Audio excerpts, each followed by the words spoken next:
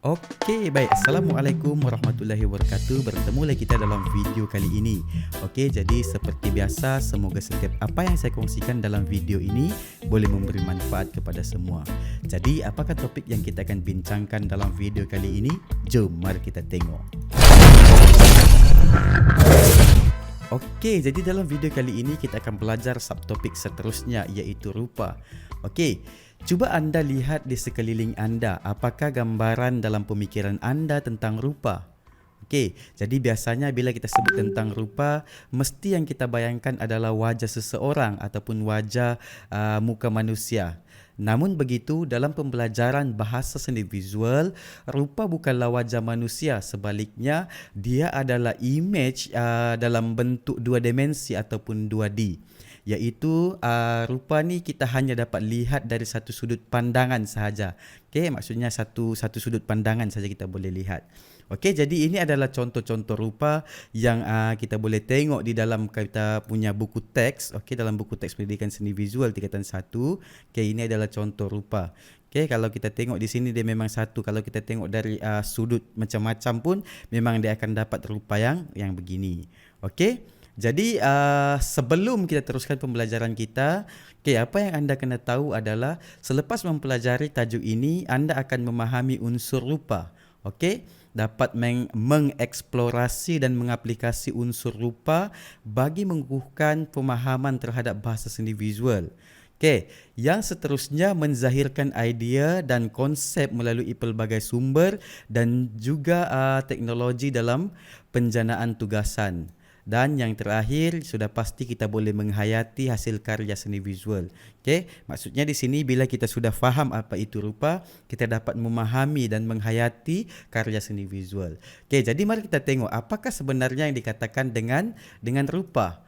Okey, rupa ialah pertemuan hujung sesuatu garisan dengan permulaannya. Okey, maksudnya rupa adalah pertemuan di antara hujung dan juga permulaan garisan. Okey, jadi di sini tadi mula dan di sini juga hujungnya. Okey, itu mudah untuk kita fahami. Rupa juga dapat didefinisikan sebagai kawasan dua dimensi yang dikelilingi ataupun dibatasi oleh garisan luar. Okey, maksudnya dia ada garis luar lah, ada outline. Rupa hanya mempunyai panjang dan lebar. Rupa juga dapat menghasilkan ilusi objek tiga dimensi yang kelihatan seperti objek sebenar. Okey, itu kegunaan ataupun fungsi rupa secara ringkas. Okey, maksudnya rupa ni boleh menghasilkan objek tiga dimensi, tapi kita hanya boleh lihat dia sebagai ilusi sahaja. Okey, sebagai ilusi. Okey, jadi ringkasnya di sini rupa adalah pertemuan, okey, pertemuan di antara permulaan garisan dengan akhir garisan. Okey, ini yang dikatakan dengan rupa. Ini contoh segitiga. Okey, dan seterusnya mari kita tengok jenis-jenis rupa.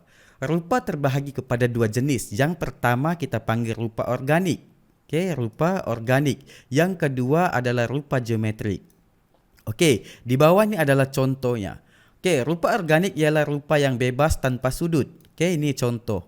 Okey, contoh rupa yang bebas tanpa sudut. Okey, jadi kalau kita boleh tengok di sini dia memang tidak bersudut. Lingkaran garis luarnya beralun bebas, tidak mempunyai sempadan dan juga terhasil secara spontan. Okey, terhasil secara spontan. Ini spontan lah ni. Okey, ini semua spontan.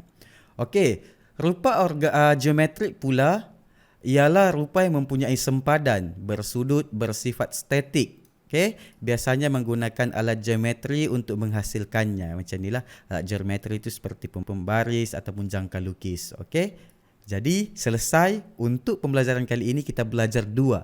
Yang pertama definisi rupa, yang kedua jenis-jenis rupa. Okey, saya ulang. Rupa adalah sambungan di antara permulaan garisan dan juga pengakhiran garisan, di mana dia dapat membentuk dua dimensi. Okey, ataupun rupa ini adalah dikelilingi atau dibatasi oleh garisan luar. Okey, itu rupa.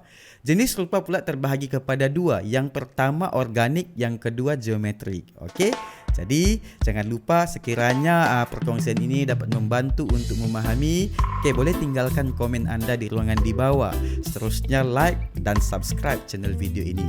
Sekian, terima kasih dan assalamualaikum warahmatullahi wabarakatuh. Bertemu lagi kita dalam video yang seterusnya.